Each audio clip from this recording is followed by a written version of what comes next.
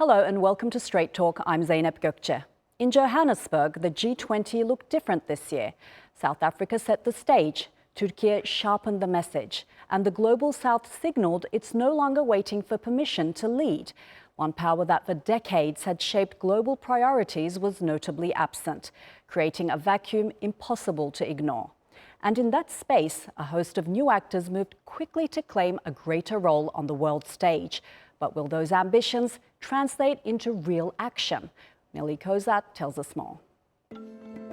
This year's G20 summit marks a historic shift as South Africa becomes the first African nation to host the world's most influential economic powers. Johannesburg found itself not only as a venue, but as a symbol of how Africa's role in world affairs is rapidly evolving.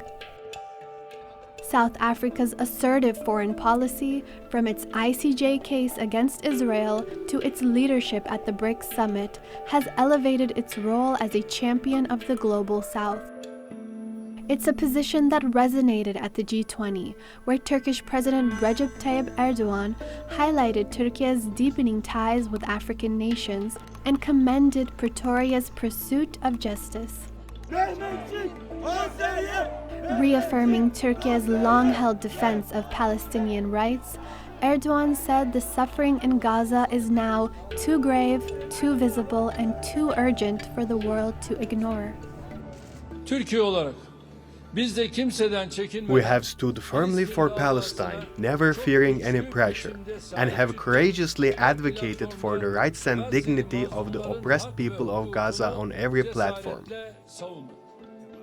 Both Turkey and other G20 nations are increasingly positioning themselves for a greater role in an emerging multipolar order. On the sidelines of the summit, Erdogan met with leaders from Canada, Ethiopia, and Australia, discussing critical issues like AI, the future of trade, and energy transitions that will shape the next decade. But one notable member, the United States, boycotted the summit entirely. Analysts said the importance of the discussions would not have been diminished by Washington's no-show. They argued it highlighted a deeper trend. The world is adapting and learning to cooperate in an environment less dependent on the US dollar and less constrained by American tariffs and sanctions, with Africa at the helm. This year's agenda ranged from the climate crisis and sustainable development to the digital economy and the transition toward green energy. Ankara sees the summit as a platform to amplify its role as a bridge between regions. Its long-standing emphasis on diplomatic autonomy aligns closely with the summit's theme of reshaping international power structures. More broadly, the G20 aims to reshape global governance, with many members arguing that the old post-Cold War order no longer reflects today's geopolitical realities.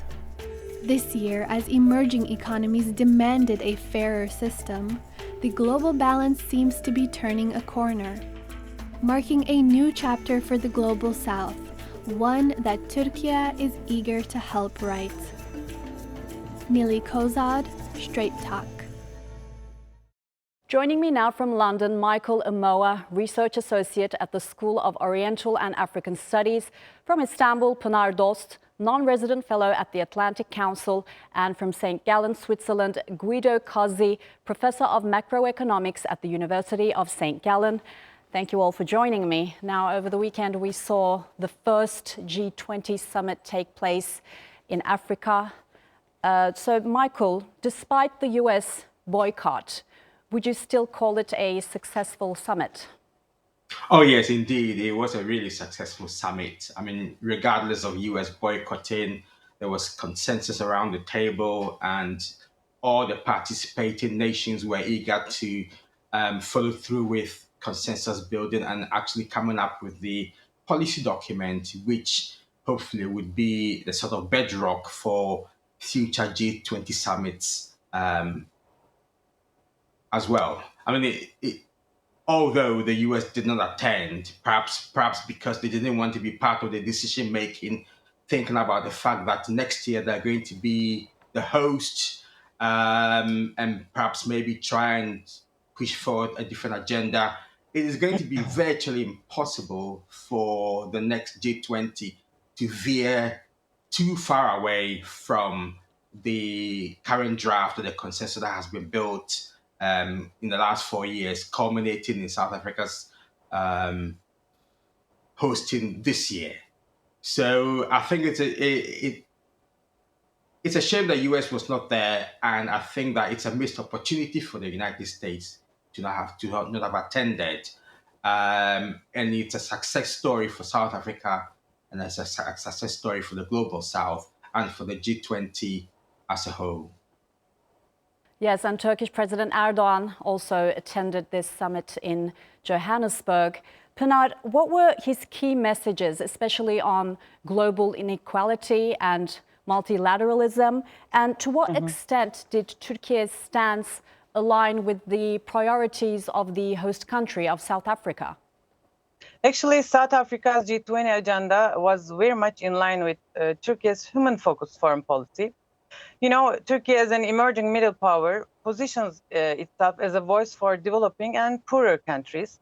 Turkey defends an inclusive international system, one that reduces inequality between nations. And we heard President Erdogan at the summit, where he stressed the need for fair and equal treatment in especially debt restructuring processes, as in many low-income countries, interest payments are higher than what these countries are spending in health and education. President Erdogan also emphasized the importance of strengthening international cooperation in trade and in ensuring sustainable supply chains. And as you know, Turkey has been one of the top humanitarian aid providers since 2015. And President Erdogan also warned that global development assistance has fallen by 9% in 2024 and is expected to even drop further up to 17% in 2025. And since October 7, 2023, Turkey, together with Qatar, were main providers of humanitarian aid in Gaza. And we heard President Erdogan stressing the need to continue supporting development and humanitarian assistance in Gaza. So South Africa has insisted that the G20 could function without the US, but others were skeptical, such as French President Macron and British Prime Minister Starmer, because both hinted the current structure is under strain. So Guido, if this trend continues, what global order are we likely to see?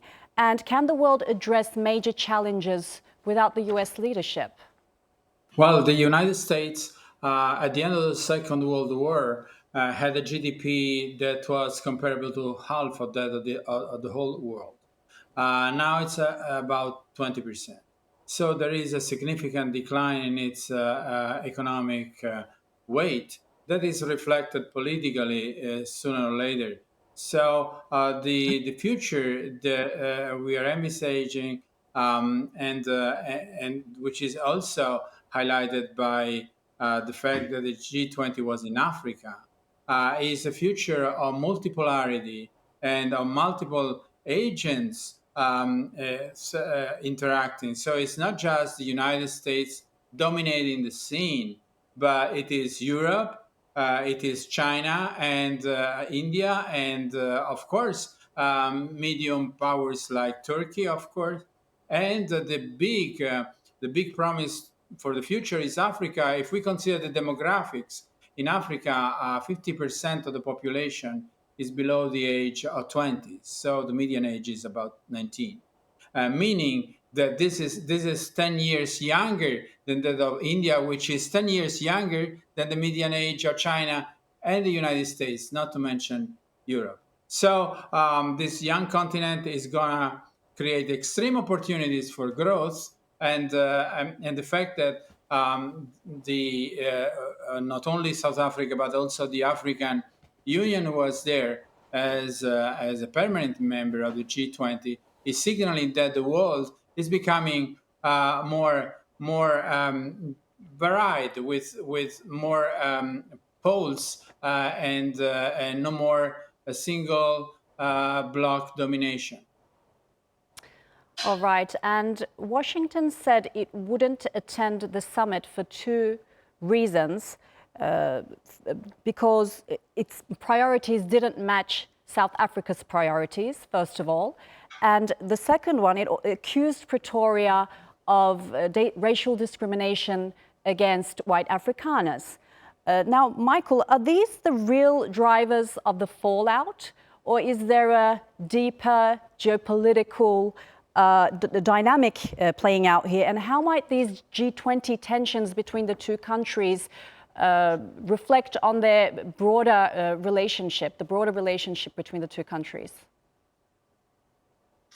Well, comments from Trump about South Africa go way back. We know in August 2018, during his first term, when South Africa was pursuing its land reform program, he made comments about large-scale killing of white farmers and the expropriation of land. I think he was diplomatically advised to not try to interfere with what's going on elsewhere. And that come his second term, there's all this fake news about genocide in South Africa. We're pretty sure that his advisors have made it quite clear to him that what he's saying is not factual. So it's ridiculous that it's actually even part of the discussion. So we know for a fact that that really is just posturing. Geopolitically, there's some importance there, because if you want to try and assert yourself against another continent, you look for the strongest country, and South Africa happens to be the strongest country. So it's more or less a kind of a target.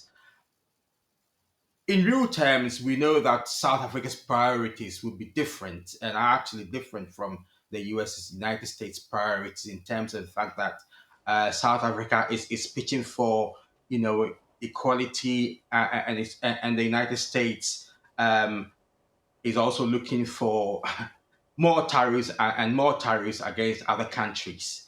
So there is a clash of interests, and it would appear that perhaps it's the clash of interests that is motivating Trump's behavior to attempt to want to bully or whatever.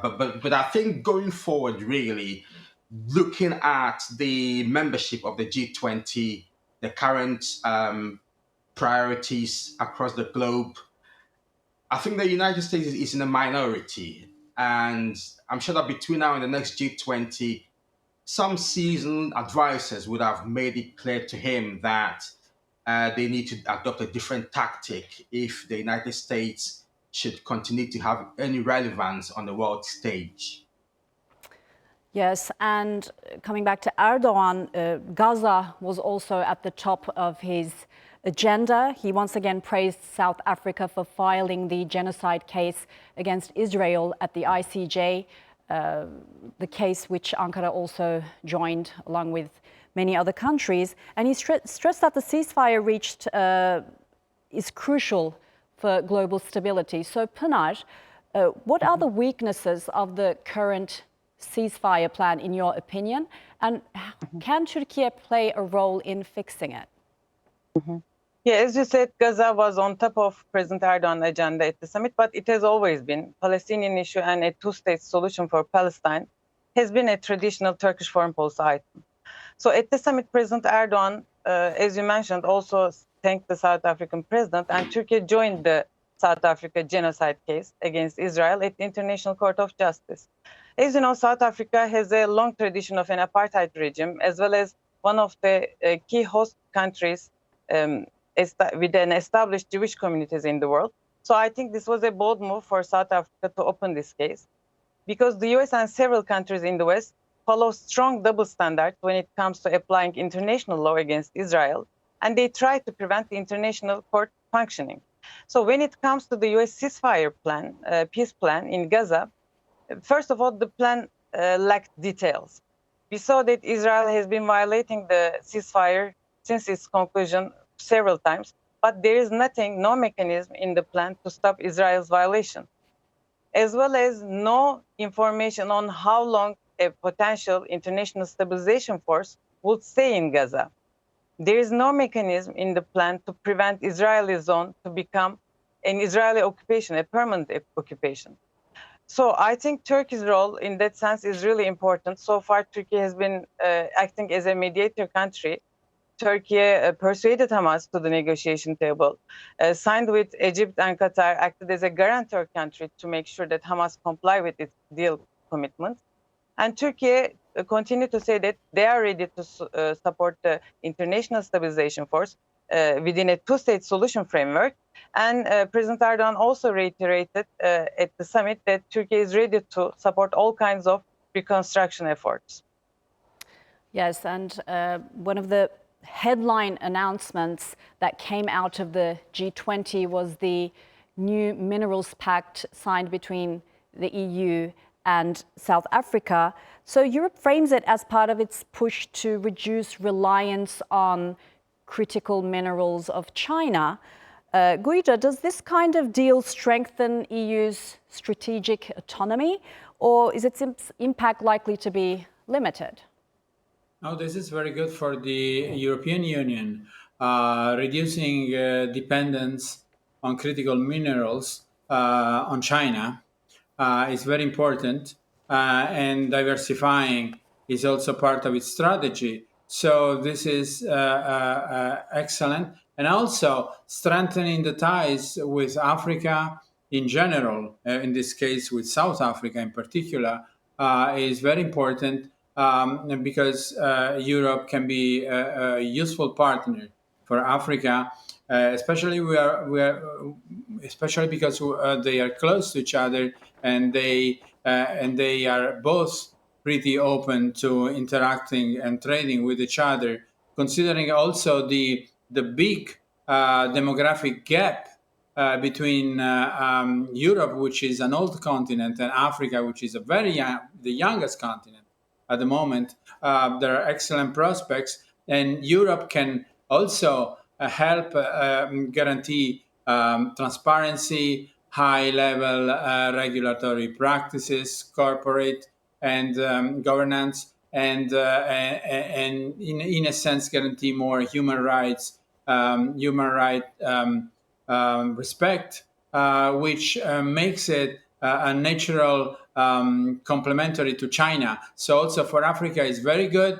South Africa itself has vastly improved. This year its credit ratings were promoted up after 20 years. So I think this is going to be a very beneficial pact with a possible radiation on other African countries.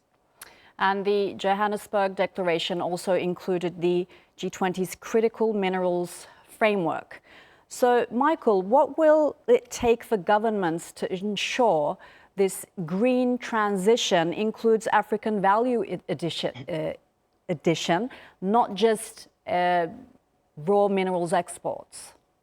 Yeah, I mean, that's a very good question. What African governments need to do really is that going forward, that any contracts that are signed between African states and foreign investors should be a kind of contract that's designed to not just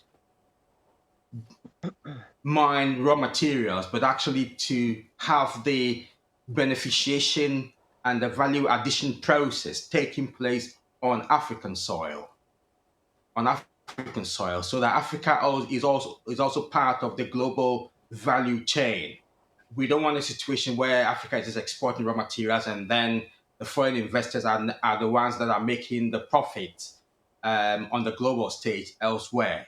So that is what Africa needs to be doing. I mean, I don't know whether that's going to take place with the Continental Free Trade Agreement, or actually that member states would need to be told to actually ensure that all mining contracts with foreign investors should include value addition. Whatever the case may be, that is the way forward. Now is the time for Africa to actually exercise its leverage. It's clear that the global green energy transition cannot take place without Africa. And Africa has the rare earth minerals, the critical minerals for this. So now is the time for Africa to leverage its position and its resources and make sure that any form of investment into minerals includes value addition. on African soil. So that Africa is actually the inherent part of the global value chain process. And this is what the CFTA needs to ensure, and this is what African states needs to ensure in all contracts with foreign investors. Yes. And meanwhile, there's a lot happening on Ukraine. Recently, the Ukrainian president visited Türkiye to meet Erdogan, and a peace plan for Ukraine is in the works. And when asked about the conflict at the summit, President Erdogan said that he would be having a phone call with the Russian president. And let's just have a quick listen of what else he had to say. Bir tahıl koridoru. Our efforts with the grain corridor were essentially aimed at opening the path to peace. We wanted to reach both Europe and Africa through this corridor, and we succeeded to a certain extent. In our phone call tomorrow, I will once again ask President Putin about this. I believe it would be very beneficial if we can restart this process. So, Pinar, how should a revised grain deal look like, and can it pave the way for peace? So let me take it a little bit further. So actually, since Russian invasion in February 2022, Turkey has been pursuing a delicate balancing policy between Russia and Ukraine. And as an actor able to talking to both sides, was engaged in several important mediation efforts, and the grain deal is one of them. So Turkey closed the Strait. Turkey supported the Ukraine militarily, but also chose to not to comply completely with sanctions against Russia. Among mediation efforts, we can count the 2022 Istanbul Agreement talk, as well as the grain deal, as you mentioned, but also prisoner exchanges that Turkey has facilitated. So Turkey continued to talk to both sides and also to the UN, and tries to revive the Black Sea grain corridor in order to allow safe exports of Ukrainian grain through Black Sea port. This is also crucial for global food security. I think Turkey's efforts are really important because there is no consensus about the peace plan proposed by President President Trump, and peace may take time. Actually, when we look at the U.S. peace plan, there's a ceasefire offer, but in return for major Ukrainian concessions, and the plan is very much favoring Russian interests. According to the plan, Russia will keep major territories occupied. The plan will limit Ukrainian military and only provide a vague U.S. security guarantee without any enforcement mechanism to prevent Russian aggression. The plan is so much in favor in Russia that both Ukrainian and European leaders criticized it, to the point that Trump at the end said that it was not his final offer. And today, we heard Europe counterplans all over the media. And according to the media report, there are stronger U.S. security guarantees proposed by European leaders, like NATO Article 5 collective security clause, which means an attack on one is an attack on all. But there's an exchange for U.S. Security guarantee, like a compensation for the U.S. And this is very strange to see that. I don't think neither U.S. or Russia will accept it. But if they accept, it will be for the first time that the U.S. will get kind of paid for supporting the EU security.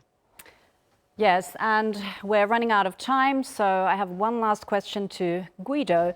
So the US is out of the picture for this summit, at least, as we talked about, and China has positioned itself as the key voice for the global South.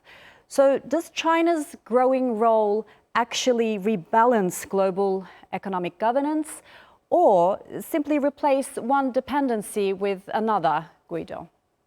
Well, China is not alone. So clearly there are risks of increasing dependency given the asymmetric size of the parties involved. So if China interacts with one country, with a single African country at the time, it would be like the United States going for bilateral treaties. However, if African countries are more coordinated, also given the role of the association, the African Union. This will allow more coordination, and also the role of Europe is very important because Europe is becoming active again. And of course, let's not forget the United States because they are still part of the picture. So it is a multipolar world with some important actors. None of them has a monopoly. None of them is the only player, which also opened the space for mid actors, intermediate countries like, again, South Africa, Turkey, and others.